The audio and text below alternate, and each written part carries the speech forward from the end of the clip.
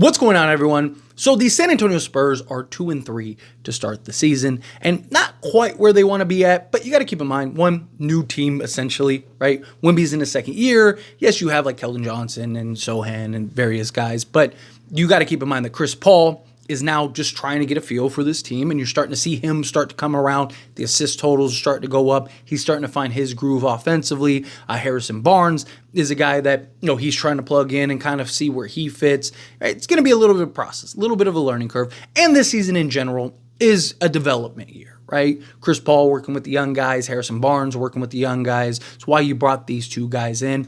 Obviously, you want to get some wins. Obviously, you don't want to be a 22-win team. You'd like to be in the 40s at least. And I do believe that the Spurs will get there. They're only going to improve. They're only going to continue to get better. Devin Vassell is still out. He's probably a few weeks away before he returns. He is supposed to be reevaluated early this month of November. But once he gets reevaluated, you got to imagine they're going to start ramping him up. I think they'll take their time bringing him back. Because again, you're not a team that's like contending for an NBA championship or trying to go win an NBA championship. Obviously, you get to the playoffs, you get the right matchups, kind of stumble your way to conference finals or something. We've seen stranger things happen. But I think in reality, they know, hey, best case, probably a play-in team, right? Just with how tight and stacked the Western Conference is. But Victor Wembanyama was absolutely spectacular. I understand it was the Utah Jazz game. I understand people are going to look at it and go, Utah's terrible. They haven't won a game. Worst team in the league thus far. I get that. But it's still impressive what Wemby did. So for those that don't know, Victor Wembanyama posted a 5x5 game. So Victor Wembanyama in this game gave you 25 points, 9 rebounds, 7 assists, went 9 of 20 from the floor, 4 of 13 from 3. Talk about that here in a moment. 5 blocks, 5 steals, 3 turnovers, 3 fouls, and was a plus 43. Plus 43. That is insane. But also Chris Paul, again, to kind of highlight that he's kind of coming into his own a little bit. 19 points, 7 rebounds, 10 assists, near triple-double, 8 of 13 from the floor, 3 of 7 from 3, 2 steals, only 1 turnover, and was a plus 37. So, again, Chris Paul and Victor Wembanyama really starting to come on their own. We talked about it in the offseason. I believe that those two are really going to thrive together. I think Chris Paul is going to get a handful of assists a game just on Wemby, just on operating. And once they really develop that connection, once they really develop the chemistry, they're building towards it. You're seeing that. I really do think that, sky's the limit for this team at that point. Wemby with his advantages and constantly being a mismatch out there on the basketball court, Chris Paul's ability to just hit him on the spots every single time, that's going to be massive for the San Antonio Spurs. But reason I want to highlight the 13 threes, not a fan of that. I'm really not, right? I'm not saying he shouldn't shoot threes at all. I'm not saying don't shoot threes ever. I mean, that's part of his game. That's part of the abilities that he has, the ability to stretch the floor. Now, when he's hot, if he was like 9 of 13, then sure, keep shooting, buddy. But he is such a mismatch around the rim and essentially 15 in.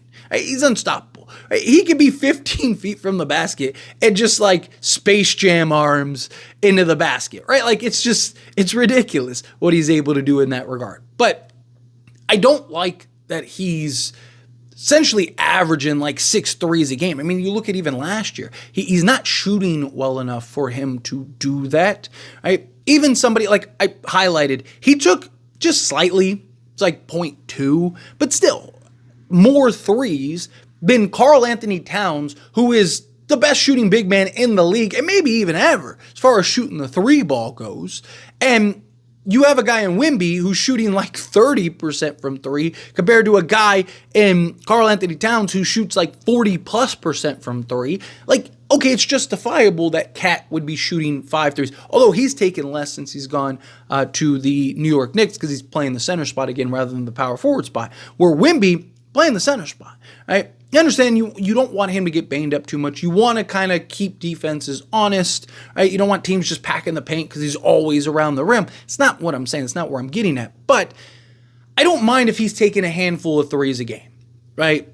Say he takes 5 threes a game, sure, right? Again, not like huge on it, but like get him operating more towards the basket, even just kind of, as the slip man or with a head of steam, or just have him establish and get established position. The problem is that he doesn't have like the strength yet to really bully guys, right? Great example was he tried to box out Steven Adams in the Rockets game, and it didn't go very well. Steven Adams is arguably the strongest player in the entire NBA, but Wemby's like trying to box him out, and Steven Adams is just kind of, it's the Karl Anthony Towns, DeMarcus Cousins, where he's just like staring at him and Cat's like doing everything he can to move him. It's kind of what that felt like in that game.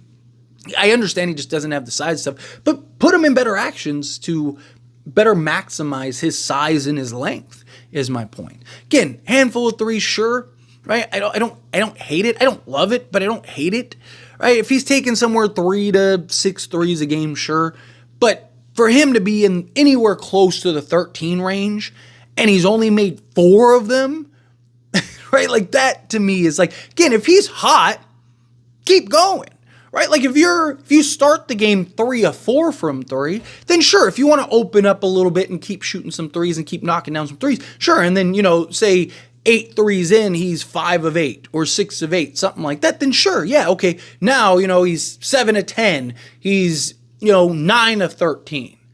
Fine. But I don't want to see, you have this trend of big men, and a lot of it is analytics, a lot of it is stuff like that, but you have this trend of big men just jacking up threes, right? And again, it's fine when guys are hitting. It's fine when guys are cooking. And I'm not saying, like, maybe Wemby gets there at some point, right? If he's taking 13 threes a game and he's shooting 40%, that's a lot different, right, than him shooting 20% from three-point range. It's just understanding the situation. But it's just Wemby more than really anybody.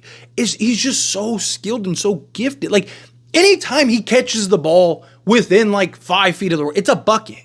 I don't care who's defending. It's a bucket. You're not stopping that guy. That guy has go-go gadget arms, right? Like that guy could just dump it in from anywhere. So I do want to see them kind of utilize it more. I understand it's year 2. I understand it's kind of, Pop is just kind of letting him play out there. Again, the expectation isn't championship or anything like that, but you also want him to play the right way. You also want him to develop into the guy that you ultimately see him being, and not the guy that like, he's averaging 25 attempts and half of them are threes. Like half of his field goal attempts should not be threes. Half of his attempts 70% of it. So if he's taking 20 attempts a game, right, 15 out of those 20 should be within non-3-point area, right? Have the other 5 be at the 3-point range is kind of my point. And again, if he's having a hot night and he's on a heater, then sure, that's different. But I am excited to kind of see how this team plays out. I am excited to see how this team continues to roll,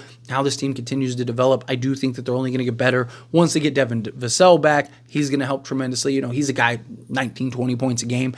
Can he start moving into that, 22, 23 range, which I don't think is that far-fetched? Again, it's another basket or two than what he got last season. So can he improve his efficiency as well as, playing alongside a guy like Chris Paul who's going to hit him in his spots, who's going to be able to kind of help him see the floor differently, kind of talk to him about like, hey, attack it this way rather than this way, hey, get to this spot rather than this spot, right? Kind of be the extension of the coach out there on the basketball court and kind of see things that maybe even the coach staff can't see. Because it's different when you're in the thick of the game, right? It's one thing when you're on the sidelines and you're looking out into the game, you can only see so much, right? But to be in the thick of it and to see all the things unfolding that are unfolding, that's just a completely different situation. So Chris Paul, I think, is going to see things, is going to be able to open things up more for a guy like a Devin Vassell, kind of teach him. And I think Harrison Barnes can kind of show him,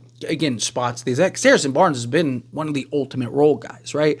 Like Sacramento, he's a guy that 3-and-D, can play the role, right? Doesn't take away from the stars, doesn't take away from the guys that you really want to thrive and stuff. And then with the Warriors, did the same thing. And he was a big part of them winning that first championship, right? So, no, he's a guy that can kind of instill some stuff, and I do think can kind of help Devin Vassell evolve a little bit more. I'm not saying he has to move into like the SGA area or anything like that yet. Obviously, that would be great, but again, if he can go from like he was 19 and a half last season, if he can go from like 19 and a half last season to like 22, 23, then that will just, again, take the Spurs up a notch. You add in another year of Wemby, you add another, Chris Paul and now Harrison Barnes. Now you can see you getting into that like 40 win range.